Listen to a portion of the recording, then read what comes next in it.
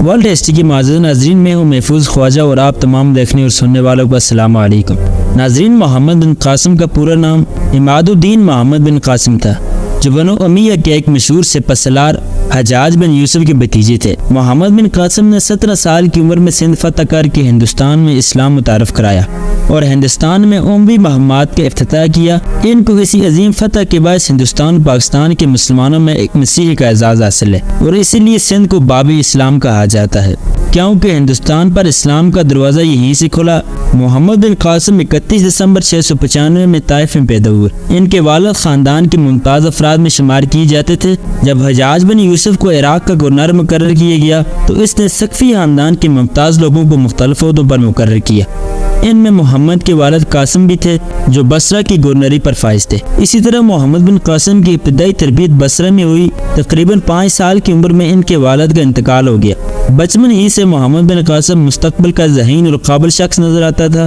غربت کی وجہ سے اعلیٰ تعلیم حاصل کرنے کی خواہش پوری نہ کر سکے، اسی لیے ابتدائی تعلیم کے بعد فوج میں بھرتی ہو گئے۔ فنون سپاہی کی تربیت انہوں نے دمشق سے حاصل کی اور انتہائی کم عمر میں اپنی قابلیت اور غیر معمولی صلاحیت کی بدولت فوج میں اعلیٰ عہدے حاصل کر کے امتیازی حیثیت حاصل کی۔ 15 سال کی عمر میں 708 کو ایران میں کردوں کی بغاوت کے خاتمے کے لیے انہیں سپہ سالار کے فرائض انجام دیے گئے۔ اس وقت بنو امیہ کے حکمران ولید بن عبد المالک کا دور تھا۔ حجاج بن یوسف عراق کا گورنر تھا۔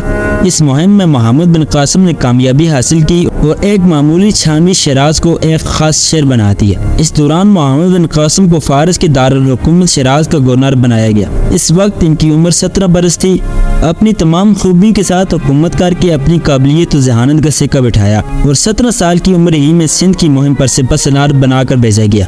محمد بن قاسم کی فتوحات کا سلسلہ 711 میں شروع ہوتا ہے اور 713 تک جاری رہتا ہے۔ انہوں نے سندھ کے اہم علاقے فتح کیے اور ملتان کو فتح کر کے سندھ کی فتوحات کا پایہ تکمیل تک پہنچایا، لیکن شمالی ہند کی طرف بڑھنے کی خواہش حالات نے پوری نہ ہونے دی۔ لیکن اس کم سنی میں بھی انہوں نے صرف ایک عظیم فاتح کی حیثیت سے اپنا نام پیدا کیا، بلکہ ایک کامیاب منتظم ہونے کا بھی ثبوت دیا۔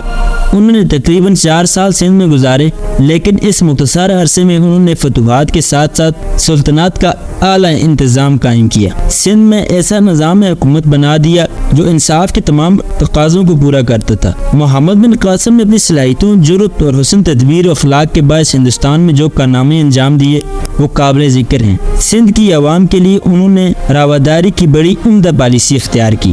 محمد بن قاسم کی سندھ کی فتح سیاسی، معاشرتی، مذہبی اور عملی ہر اعتبار سے شمار اثرات کی حامل تھی۔ محمد بن قاسم سندھ میں تقریباً 4 سال رہے۔